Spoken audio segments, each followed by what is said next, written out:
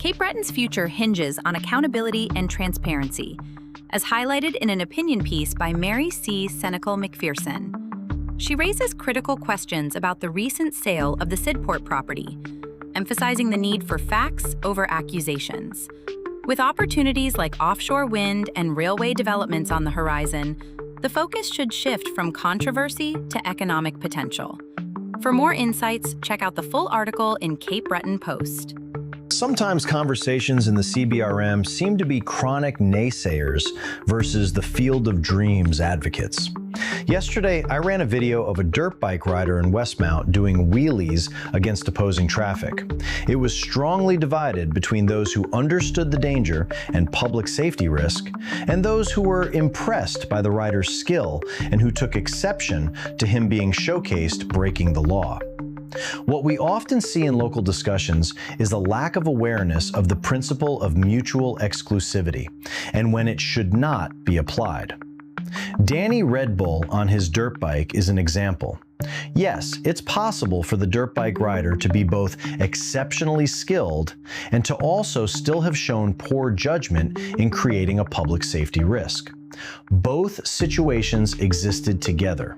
Observing one did not exclude the other from being true. This mutual exclusivity is sometimes imposed on economic development discussions too. However, it is both possible that there is some progress being made towards economic development in the Port of Sydney, and that CBRM and its mayor or council may have made one or more missteps along the way. Both can happen. Here are some quotes that caught my attention in the letter to the editor. The question, therefore, is not simply whether someone believes the property should have been sold for more money.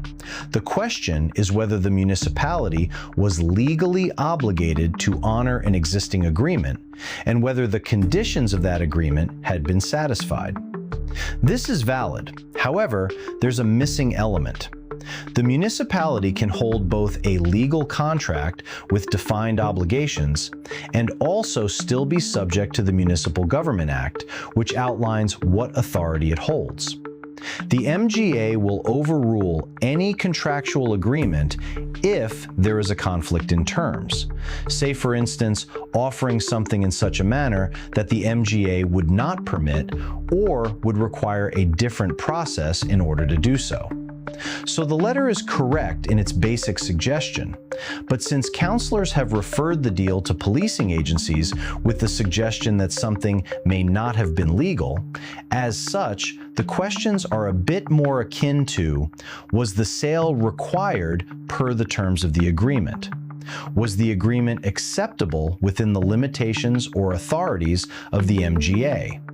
And did anyone do anything willfully or inadvertently that would have removed the council's ability to be involved in the decision-making for the sale?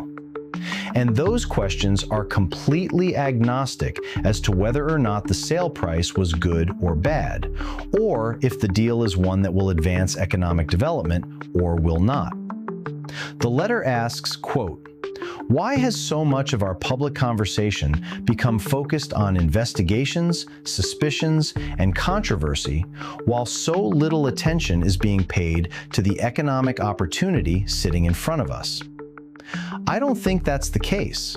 Again, mutual exclusivity. There is a great deal of discussion of both. Just because there is a great deal of scrutiny, there is a great deal of support for the economic development. The letter says, quote, "That is what active development is supposed to look like." We could parse the meaning of the term active. However, that's just one adjective. We could debate if it's efficient, fast-moving, or slow-moving, showing a high or low probability of success, etc. However, the idea of something being active or slow or fast or primed for success or primed for failure has no ability to eliminate the need for scrutiny. Missteps can be made in active, fast-moving, successful development, just as they can be made in inactive, slow-moving development, or, the lack thereof, primed for failure. The letter also says, if years of effort have helped make Sydney Harbor and its industrial lands more attractive today, surely that should be recognized as progress, not treated as something that never happened.